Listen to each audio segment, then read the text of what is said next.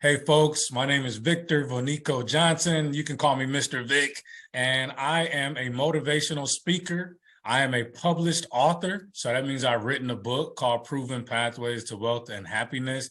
And I am also what you know, or is called a real estate investor. So I buy ugly houses, fix them up, and rent them out to really good people.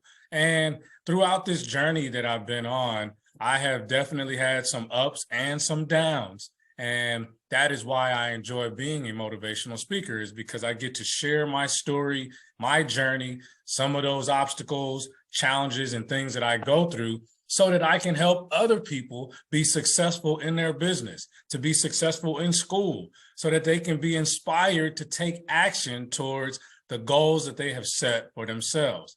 Being a Black man, I have had some challenges in business, obviously. One of the things I can recall being even as far back as middle school and high school, where unfortunately in the generation I grew up in, a lot of the things we saw on TV and in the newspaper or whatever, they did not always project Black men to be a positive image for the community. They always wanted to show the ones who were violent or doing things that were not positive for the community. And again, as a Black man, a lot of times I've had to overcome that prejudgment or that already perceived perception of who I am, because again, the news or the TV has shown Black men to be a certain way. Well, because of that, I was always taught to lead with my smile. See that smile? I love to smile. And, you know, it's really part of my true personality, not just a fake or gimmick to overcome that perception. However, it has helped me in business because it brings down the defenses of those people that I want to deal with, whether that be banks or even deal with other business owners. They see me as a trustworthy, positive person that they want to do business with. And I would encourage anybody out there, male or female, Black or not Black, to lead with your smile. It's your personality. It lets people know that you are open to doing business with them or to being part of their team or to get the job that you're looking for. It lets them know that at least there is a positive side to you. I know sometimes it doesn't feel cool to do that, but that's definitely something I would encourage you to do. And so a little bit more about what I do in my daily business. I do a lot of, going to schools or going to small businesses and speaking to them about how to be leaders, how to be better, how to be more successful and get the results that they're looking for in business, how to get better grades, how to advance in your career, how to have better health habits. So all of these things are things that I have an opportunity to do. I get paid to come in and talk to a room full of people about habits that they can change within their life so that they can have a better life for themselves. And it's not always students. Again, it's oftentimes adults and small businesses. So that's what I love doing. When I think about how I got into this business, I've always been the one that was comfortable getting in front of the class, sharing information that I may have read the night before or information that I came across that I feel will help other people to be happier in their life, things that they may not be informed about. And when I think about it, that's always been part of who I've been. I used to be part of a youth group when I was 15 years old, and they would send me into juvenile centers where kids were getting in trouble, kids my age. And I would be able to speak to them about, hey, listen, you're going to get out of here next week.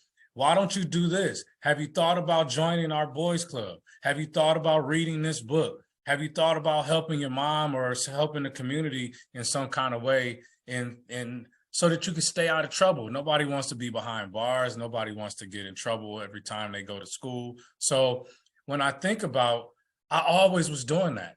When I was working in the corporate world, I used to run and manage teams of as large as 150 people.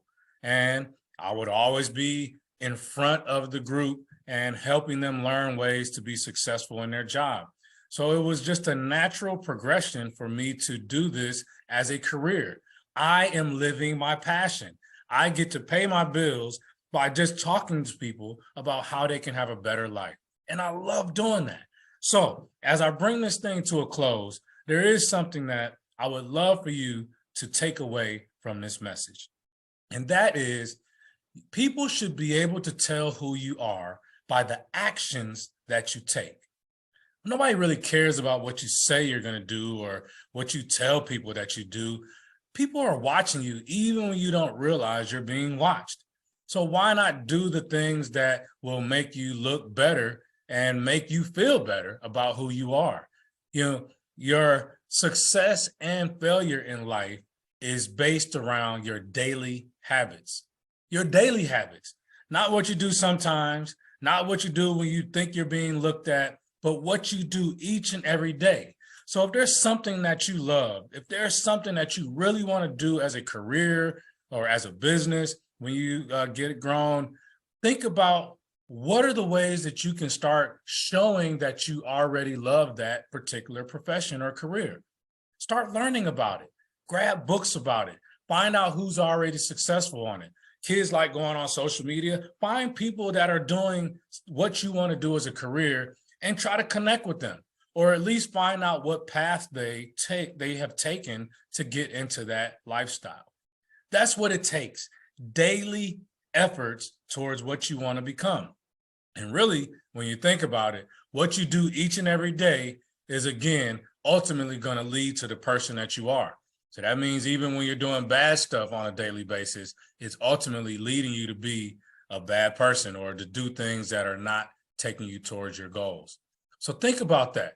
Who do you want to be remembered as? You know, unfortunately, at some point in life, our life will end. And our legacy is what people remember us for. What impact have we made on the world? And I have a saying that I want to leave more than I've taken from this earth. So hopefully you've gotten something out of that. You're inspired to go out here and be great. You're inspired to go out and do something that's going to make a difference in the world, because that's what we got to depend on, our young people like you, to go out and do great things. My name is Victor Vonico Johnson. Go have a successful day.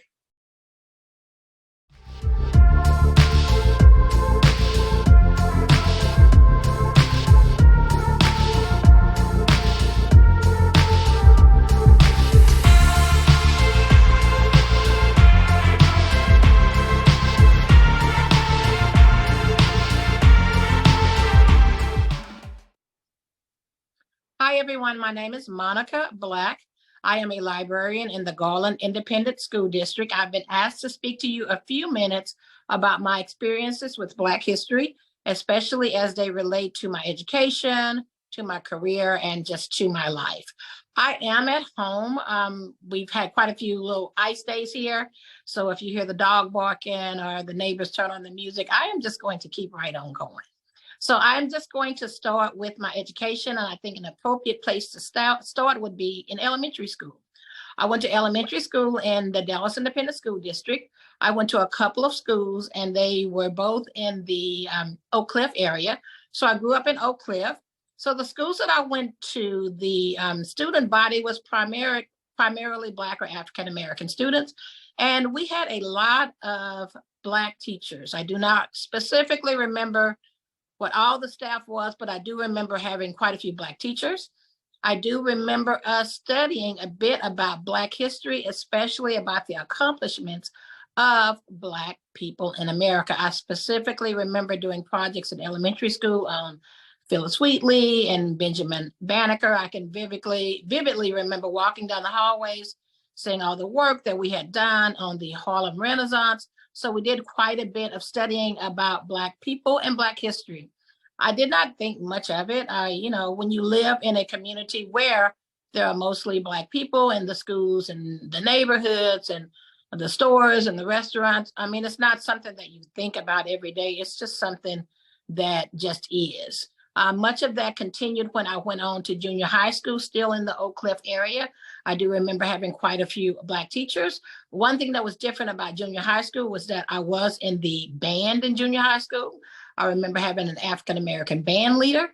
I remember us studying and playing, of course, traditional type school music, But I also remember that he went out of his way to let us play popular music from Black artists on the radio. I remember what a huge deal it was during a performance for the school when we were able to play Michael Jackson's Beat It. And, I know I'm dating myself, but hey, it is what it is. That was very, very exciting for us.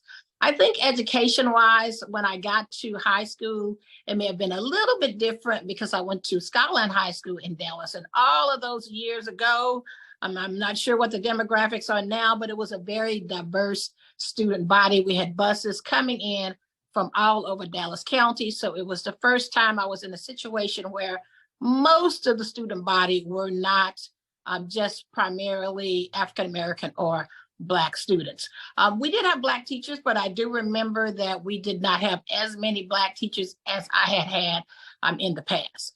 I think through just meeting friends and going to classes and chatting with people in the cafeteria or in the student center, those were situations when I started learning that some of the things I learned as a student in elementary school or junior high school, some students around me had not learned. I remember being able to discuss the Emancipation Proclamation or the 13th, 14th, and 15th Amendments or Juneteenth. And I remember having friends who were not as familiar with those types of things. And some of those friends were even my Black friends. So when I look back at junior high school and I look back at elementary school, that's then when I recognized that those teachers were doing something that should not have been unique because, Black history is American history. Everyone should have been doing it. But I definitely realized that maybe some other teachers in some other schools maybe they weren't putting the emphasis there like those teachers had done for me. And I realized just how important that was. Leaving high school, I decided to go to college at the University of North Texas in Denton. And one thing that stands out to me was in a political science class as a freshman, a professor showed us the documentary, and it was Eyes on the Prize. It was the civil rights edition, kind of like the 1950s and the 1960s. And I do remember having a feeling of just like, my mind was blown because there was so much in there about the plights of African American people in this country that I had not seen. That just kind of awoke a desire in me to go out and do some of my own research and to not rely so heavily on other people teaching things about the African American culture. They should, but if they don't, I want to kind of back that up with my own research and things that I learned myself. I think it's very important. I think we've reached a time where it's just very important that not only do we discuss the accomplishments of African Americans in this country, but the plights and some of the tragedies that went along with that as well. Of course, as educators, we are going to tailor those lessons to the age of the children that we are working with, but to not discuss some facts that are unpleasant simply because they are unpleasant, I think that is not okay. It robs us of the opportunity to acknowledge things that happen to people. It robs us of the opportunity to try to right some wrongs, to feel empathy, and to participate in making sure tragedies that happened in the past are not revisited on us in the present and in the future. So in some kind of way, I think whatever your role is in education in the world, then those are lessons that should be shared. As far as my career, we're moving from college on to my teaching career. I'm a librarian now, but I actually started in the classrooms. I started in Duncanville, and I know that today that is a community that is heavily populated by African American or Black people. But when I was there all those years ago in the school system, Black teachers were not as many as they have today. And especially not teachers like myself who just taught ELER or an academic subject. The kids were kind of used to having teachers who, taught history or English, but somehow they were connected to teaching basketball or teaching volleyball. They didn't have very many teachers at the school that I was at at the time who just taught an academic subject. I still remember to this day that kids would lean over and look through the door and somebody would be like, oh, she is a Black lady. One of the things that really sticks out for me that first year was I remember having a student come to me and say, my brothers went here, my older cousins went here, and we got to talking, and we don't ever remember the school having a Black history program, and we think that it should. And from that experience, I got together with a bunch of students, a couple of other teachers, and we made that happen. That sticks out to me because it feels good to be in a space where maybe you have students who felt like they couldn't reach out to someone before, and they reach out to you. And it feels good to be in a space where you recognize sometimes when you come in new, like I was a brand new teacher, and you think, I'm just one person, what can I do? That it starts with one person, like it started with that student, and it can grow to be something that everybody benefits from. So that's definitely something that sticks out to me. As far as good things and as far as maybe challenges, like right now I work in an elementary school library, and one of the great things about being there as it relates to African American culture or culture is that you get to an opportunity to work with every single student in the school. And being in a position where I get to curate resources to make sure that Black history and those books are there for not only Black students, but all students, because it is important that students see themselves represented, but it's important that other students be able to read about your culture and other cultures as well. So I'm very excited about having the opportunity to work with every single student in the school. A few of the challenges. Anytime you're in a position where you are something different or something new, there will always be challenges. In the field of librarianship, they're not a whole lot of Black librarians. I think when you look at the numbers percentile wise, it's still in the single digits.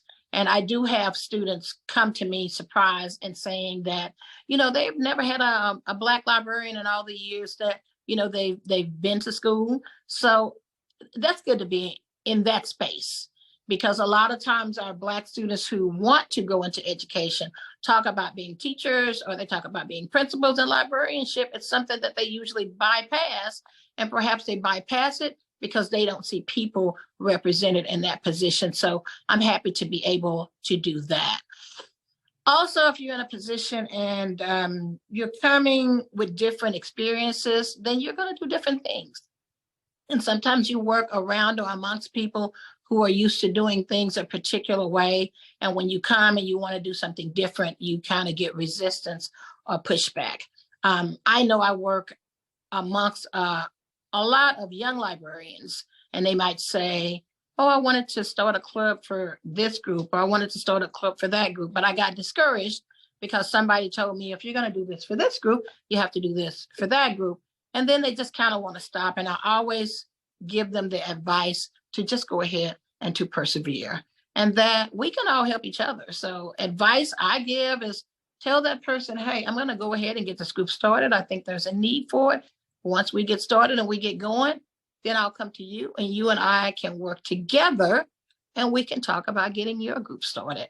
And if they come back to you and y'all work together, by all means, do it. But the advice I normally give to people is not to stop doing something because somebody else is resistant to change and they just, don't want to do it. So you definitely might find some of that when you want to do, Black history projects, or you want to bring in new books or resources, that you might get resistance from it. But I just kind of encourage people to keep going, because at the end of the day, the more we learn about ourselves as Black people, the more we learn about other cultures, the more the other cultures learn about each other. I think that in the end, it just makes us better people. So that is definitely something that I think can be a challenge, but if you persevere, you can take that challenge and turn it into something that is great. So yeah, it's an exciting time to be in this field.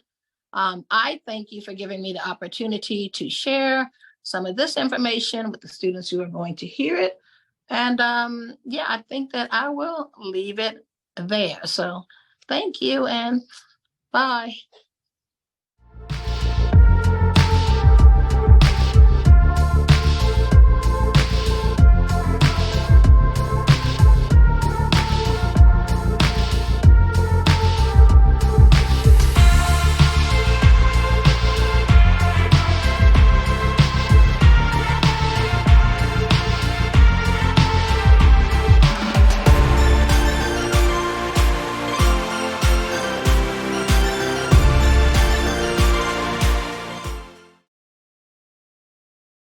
Hi, my name is Corsica Gathright. I am honored to be recording this film today for Black History Month. I am currently employed at Travelers Insurance Company as a Senior Business Process Specialist. Long title, I know. What does that mean? I do. I perform research and analysis utilizing the results to develop strategies and plans to help the company. I am from Memphis, Tennessee, and currently hold a Master of Arts in Liberal Studies from the University of Memphis. What does it mean to be African American to me? It means to be free to make choices, the opportunity to come back from bad choices, to understand what happiness is and how to get there. But it also means that I understand how far we have come as a country and how much farther we have to go. Because of those, I consider myself unique. I take advantage of every opportunity and I put my focus on the things I can control. With education being critical, I'll be the first to tell you that I thought college would be easy since I graduated in high school with a 4-year academic scholarship. What I didn't fully understand was that I needed to keep certain grades to maintain that scholarship. The first semester of college, I worked full time. I took care of my siblings and my son, and I went to college full time as a first generation college student, which means that because I was a first generation college student, I had limited information on what it takes to get a scholarship, how to apply for other scholarships. So something had to take priority, which at the time was taking care of my family. So I stopped going to college and I received all F's my first semester. I tried going back the next semester and the same thing happened. It wasn't until I was 18 years old working at the Exxon gas station, I told myself, this could not be something I wanted to do for the rest of my life. So I got serious, went back to school. Though I lost my scholarship and had to take out student loans to cover the remainder of college, I focused and had to bring my GPA up because I had aspirations of going to law school. Once I finished my undergrad. I had aspirations of being a civil rights attorney. Due to my first year of my college GPA, I knew that alone wouldn't get me into law school. So I decided to go get my master's to give a better opportunity at getting into law school. Well, what do you know? I do not practice law today after getting both degrees. Why is that? Well, a year into my semester of graduate school, I relocated to Dallas, Texas for opportunity to raise my son. When I first got there, I was in between jobs because I couldn't find one that worked with my family. I tried working at Wells Fargo Bank as a teller. I tried working at the Juvenile Detention Center, but none of those worked out. What I needed was a job that allowed me to be off on the weekends and to be off by 5 p.m. because I was a parent and I needed help. I needed aftercare in order to continue to work. So I stumbled across Travelers Insurance and they gave me those opportunities. I started off as a customer service representative. I had a boss that invested in me and gave me opportunity, leading to becoming a manager. Being a manager allowed me to inspire people to lead and speak on their behalf. You can probably see some of the similarities with some of the things that attorneys do today. I got the opportunity to invest in a lot of the people that I hired who also identified as African American, push them to better opportunities. Throughout my time as a manager, I worked on various projects around improving the business efficiently, leading me to wanting to become a process specialist. The first position I applied to, I didn't get it due to the lack of experience.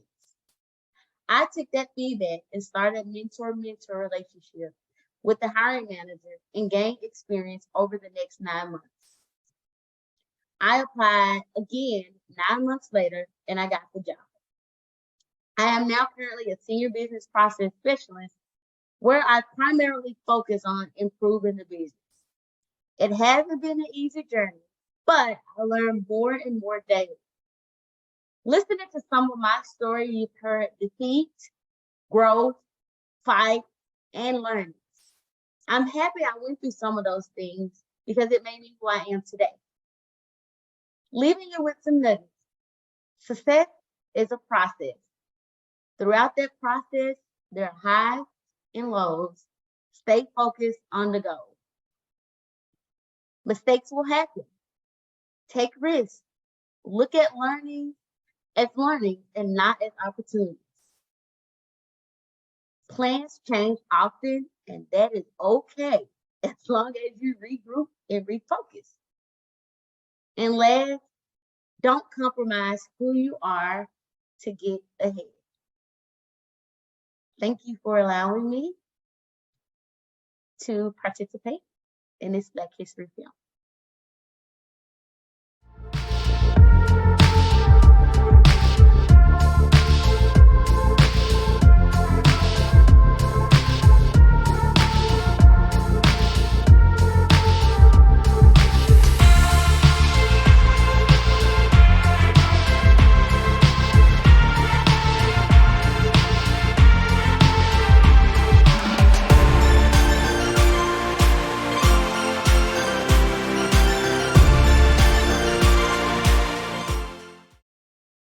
Hello, students. My name is Candace Walter, and I'm an attorney. You may have also heard us called lawyers, okay? And so I'm from Richardson, Texas. I went to Florida A&M on a full academic scholarship, and I got a chemistry degree there. After I left Florida A&M, I went to the University of Texas School of Law in Austin. That was a fun time. Once I graduated from law school, my first job, I was an assistant district attorney for the Dallas DA's office. So if you've ever watched Law and Order, you've seen the prosecution. That's what I was doing at the DA's office. After I left the DA's office, then I worked at a few law firms, and then I went to the city attorney's office. And the most exciting part of my career journey is that now I work for myself. So since 2016, I've been the owner of Walter Legal. If you see this blue W behind me, that's my logo for my office. So I've been in business almost 7 years. And so my main job is working for myself. I'm going to tell you about my office in a minute, but I do have some side jobs. So one nugget of advice is that it's okay to have side jobs and extra income sources, okay? So one of my side jobs, I'm a professor at SMU Law School in the Small Business and Trademark Clinic. I'm the director there. And so there I help the students. They give legal services to people in the community that can't afford attorneys. And so I supervise them. My other side job is that I'm a magistrate judge in the jail. So when people get arrested, the judges in the jail, we have to review their case, review their history, make a determination about the amount to set their bond, and then, then they can do whatever they want to do with their attorney and all that stuff. And we read people their rights. So if you've seen people get arrested on TV, you have the right to remain silent, all that stuff. So we do that kind of stuff in the jail. So one thing, if anybody's thinking about being an attorney, it's a pretty exciting profession. There's a lot of different areas that you can be an attorney, but this is something to think about. As of 2020, only 14% of attorneys are people of color. And so if you're like me, a Black person, only 5% of all the attorneys in the United States are Black. And so 5% of the attorneys are Black, even smaller percentage of them are patent attorneys. And that's what I am, as a patent attorney. So I told you before, I have a chemistry degree. So if you want to be a registered patent attorney and work on patent applications in front of the United States Patent and Trademark Office, then you have to be a patent attorney. So first you have to get a science degree, then go to law school, then take the patent bar, in addition to the state bar, then you'll be a patent attorney.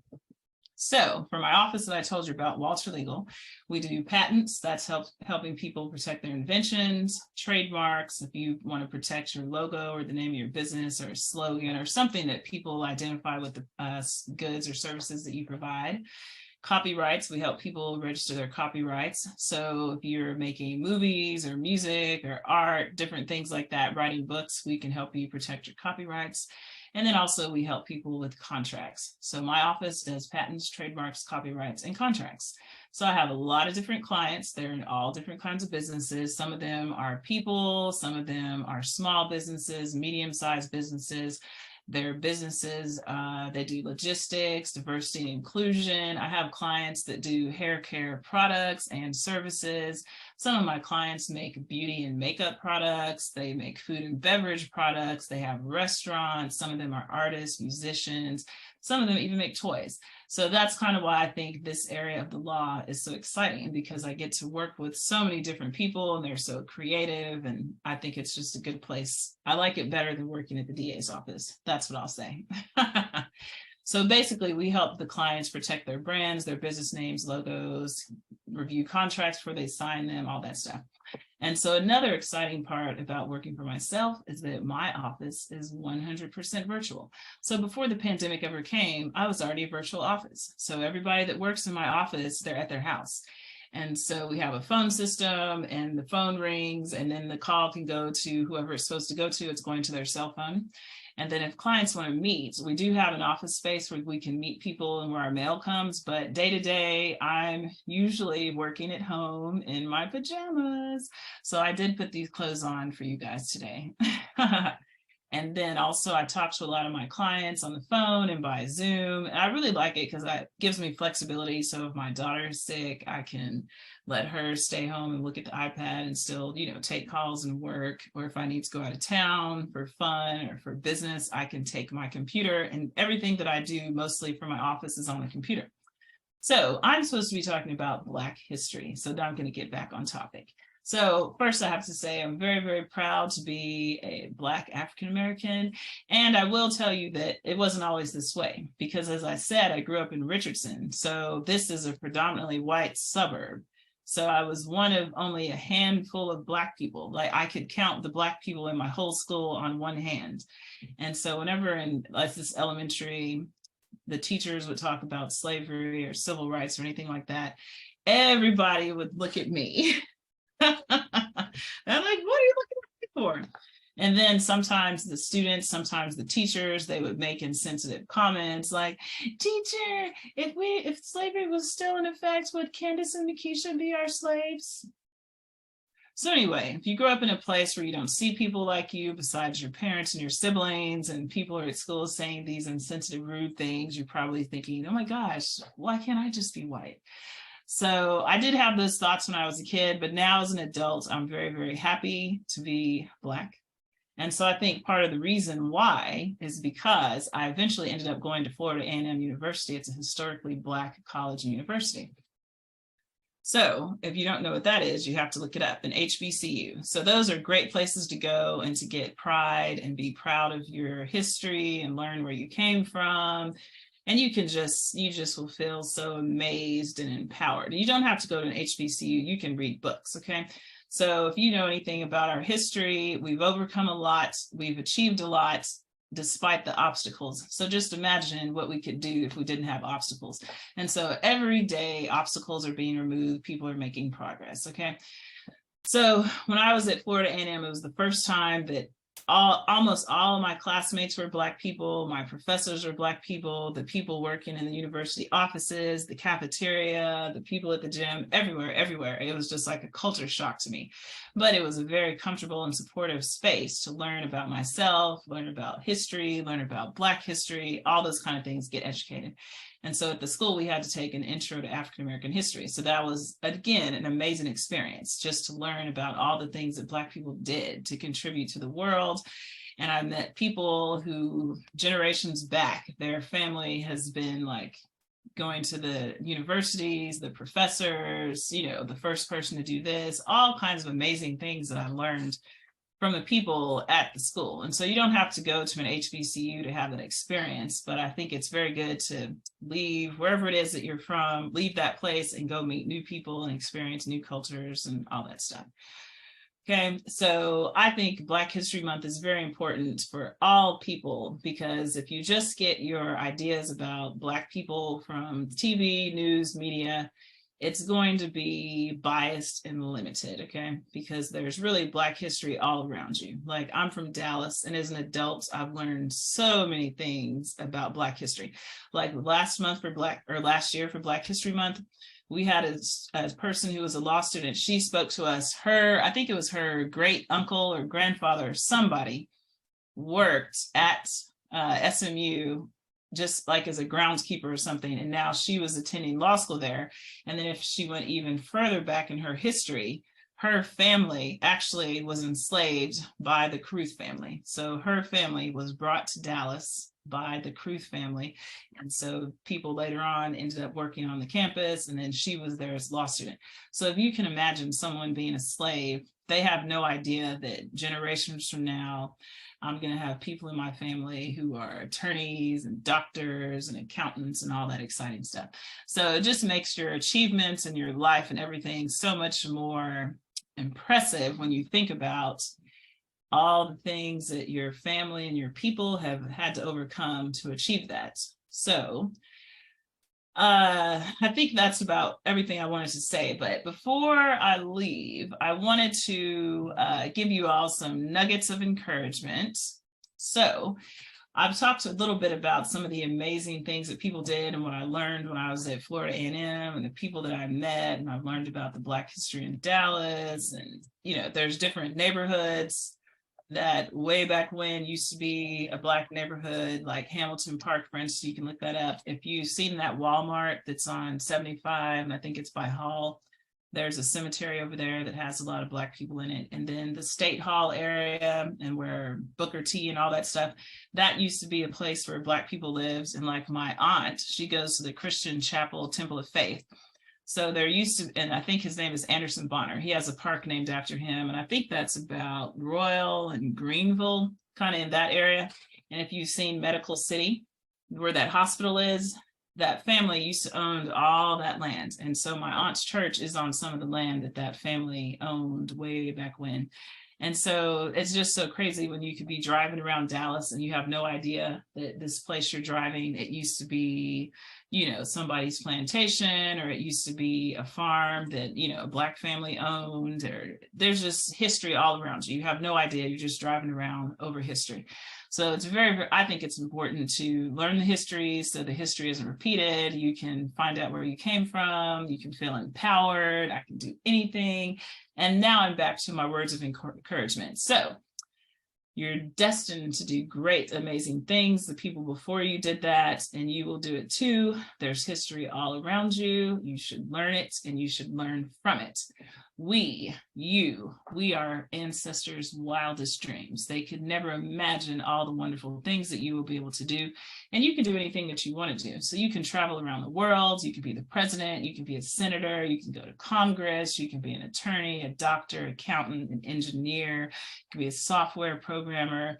You can write plays. You can be a movie star. Maybe you don't want to be in the front of the camera. You want to be the director. You can be a chef and have your 5-star Michelin restaurant and everyone's fighting to come in. You can be an astronaut. You can drive a submarine. You can be a military leader. You can do anything you want. Go to any school you want to, major in whatever you want to. The world is your oyster, okay? And so, as I said, I'm an attorney. And so you may remember when Justice Ketanji Brown Jackson got appointed to the Supreme Court. That's the first time in the history of the United States that we've had a Black woman on the Supreme Court. So one day, with your help, with my help, all of us working together, there will be a day where nobody will be the first of anything, of any race, because we will have diverse people everywhere doing all the things, working in all the jobs, and just having a great life. So I hope that you guys have a great day at school. I hope that you feel